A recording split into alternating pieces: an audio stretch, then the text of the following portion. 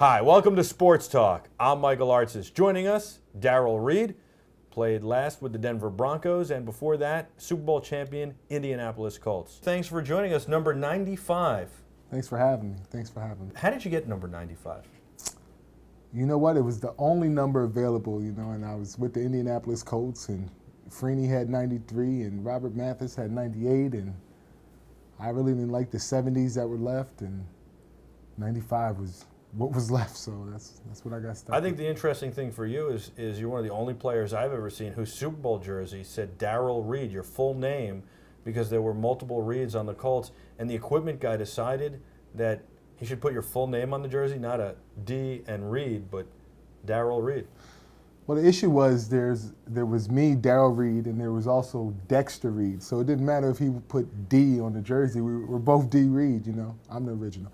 But maybe they could have went DE and DA, but, full names. That's how we did it. All right, the Denver Broncos had a good beginning to last season, went 6-0. You were part of that team, kind of fell off a cliff after that, and this year couldn't get going on the right track. What happened, and is Josh McDaniels as good a coach as everybody thought he was for the first 6 games, or is he the cause of all the problems in Denver?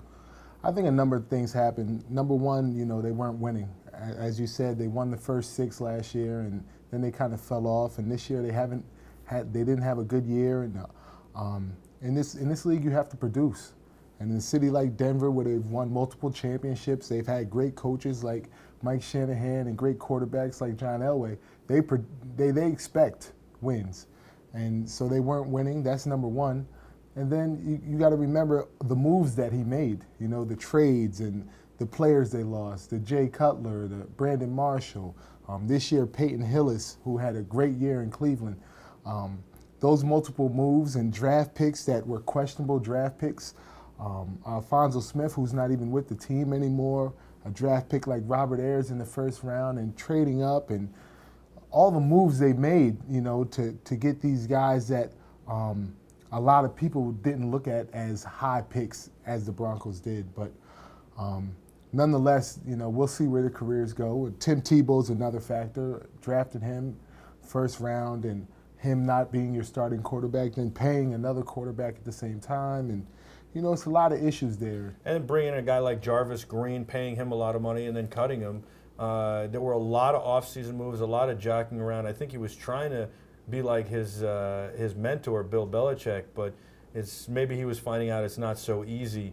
Can you talk about what it was like in that locker room when you guys started to lose? Well, you got to remember, I've only been used to one other locker room in the NFL, and that's with the Indianapolis Colts. And my first 4 years in the league, we went at least 10-0. So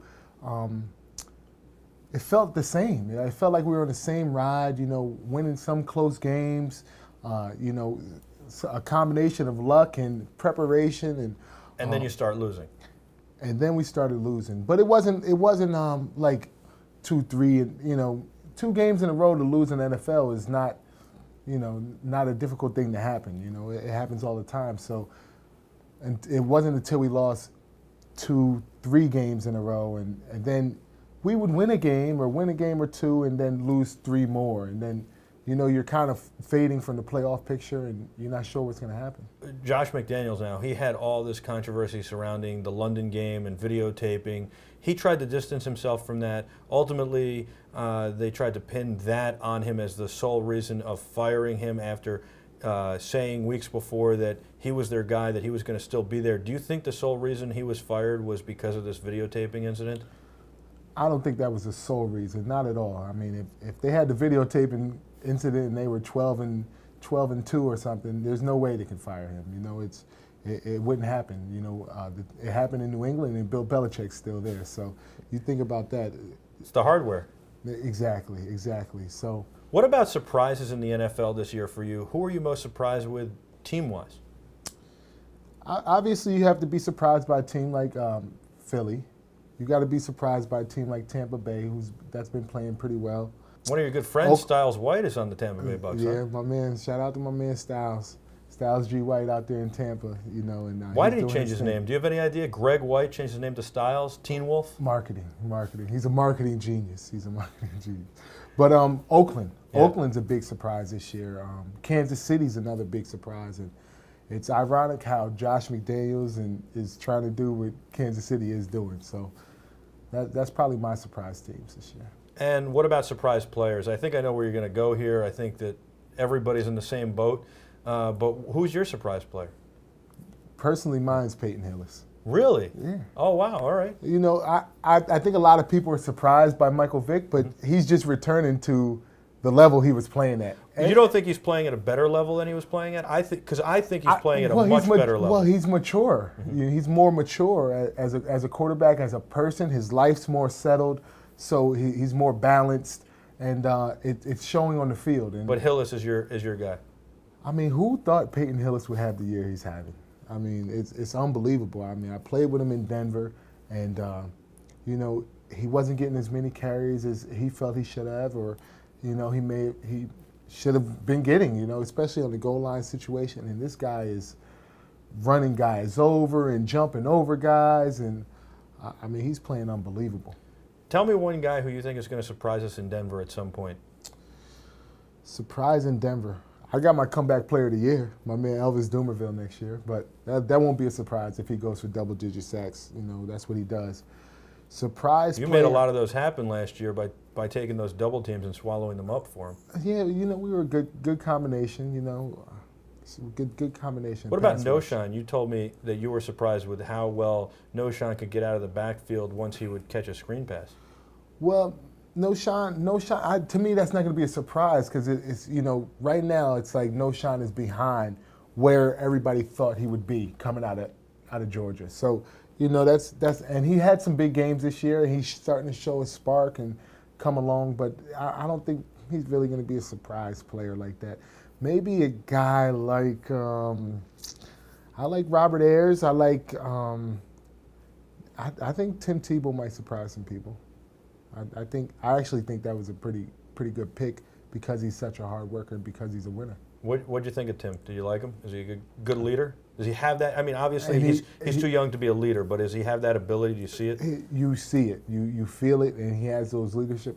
I think that in one of the games they played this year that he showed in his first start how he could. How does he team. study?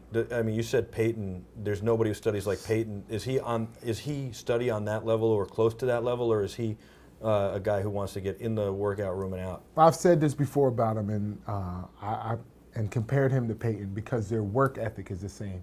I'm not sure about his study habits because I haven't been around him, but I would think that they're very similar also. But he works very hard at his craft, and it shows. You got to play, and this is rare, as a defensive end, you got to play on the offensive side of the ball in the backfield with Peyton. What was it like? You were goal line stands, goal line plays mostly, leading the way, setting up blocks. What was that like, and how did it come about? It was stressful. No, it was a great thing to be able to be in the huddle with such great players. That Indianapolis team, you know, so many great players on that team that I was on, and from Peyton to Marvin to Reggie Wayne to Dallas Clark, Jeff Saturday, just so many great players, and even on that defense.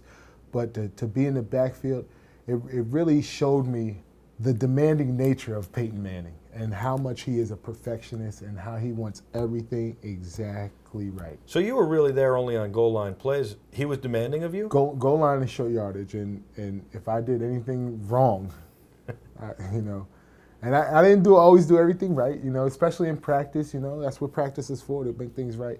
But he'd be on me. He'd be on me quickly, and he'd give the coach that look like, get him out of here. What's he like in the huddle? He's a leader. He's a leader. It's his huddle. He's the only one talking, and he really commands the game. But he's a leader. He's a natural born leader. You know. What about the lockout? Do you think there will be a lockout? At this point, I think there will be. You know, the owners are being pretty stingy. Do you think anybody wins with a lockout? You know, the fans lose. You know, the fans, the people. The players, the owners, everybody loses, you know, and I don't know. I'm not going to get into specifics on exactly what the owners want and the players want, But the fans want football, and it's going to be tough, and because it's going to throw off the whole schedule. People don't realize that the football schedule really starts in March. This is a question a lot of people ask, and I don't think it's been answered. Can the players go 3 weeks without a game check? Can they go 4 weeks collectively as a group? Or do you feel that if there really is a lockout, the owners will win easily? Well, I don't really understand how that works, because the players who make the decisions, your representatives, your leaders, your team leaders, they'll be able to go 3 weeks without a game check. But the players who don't have any say-so, rookies, second-year players, free agents, they really don't have a voice. So how can they control whether the lockout continues or discontinues? They'll start putting a lot of pressure on the guys up top, and as it'll start to grow, it'll be like a wave effect. I mean, I think the pressure is going to come more from the outside than it will from the inside, I believe. You do a lot of stuff off the field. You have the Foots Foundation. You throw football camps, free football camps for kids, underprivileged kids. Tell me a little bit about what you're doing in the community. When I made it to the NFL, when I was fortunate enough and blessed enough to make it to the NFL, I wanted to give back, and I think that's very important when you reach that status and have a platform. And so I started a foundation in my hometown and started doing different programs and trying to give back to the community. And I have football camps. I have, things where we rebuild parks, because I want to give the kids a sense of hope, and give them something positive and encouraging to do besides, play video games, which is so popular at this point. Something outside, and keep them into sports, into positive activities. We can check more of that out at dreed95.com. And also, you've got 95 spelled out, entertainment.com. Got a music video you just shot and a recording artist working for you, and you got a full-blown entertainment company and music label. Where do you see that going? Sky's the limit, and in that industry is much different. It's things can take off very quickly. So I have an artist now from Atlanta. His name's Peasley, and we shot a couple videos, and I think he really has a lot of talent. So. Do you like that business? I'm not deep enough into it, to say whether I like it or not at this point. But so far, it's been, it's been pretty good, and. Are you worried about losing too much money in it? No, I got the right investors. I got the right investors, OPM, other people's money. And do you expect to have more musical talent? Eventually, but I'm really trying to focus on this one project and get that off the ground, get him up and running, and maybe in the future. Why, you're a musician? No. Oh, okay. You don't want me to. You don't want, no, absolutely. I wish. I don't know. We could work something out. Yeah, maybe you play the bagpipe. Probably something like that, poorly too. But what about music intrigued you? How'd you get into the music business? How'd you first get interested in it? I mean, well, music's just my love for music, and meeting different artists and DJs and different entertainers over the years. Jim Jones and DJ Clue and DJ K Slay. Meeting different people in the industry, and Jay-Z, and so many people over the years, and I just figured I could use my connections in that industry to help somebody who may not be able to reach to those same connections, and but it has to be something that I'm passionate about, and I have to believe in it, and so it has to be an artist that I believe in, and I got one. Sounds good. D. Reid, thanks for stopping by the Sports Studios. I'm Michael Artsis. This is Sports Talk. Thanks for watching. Be terrific.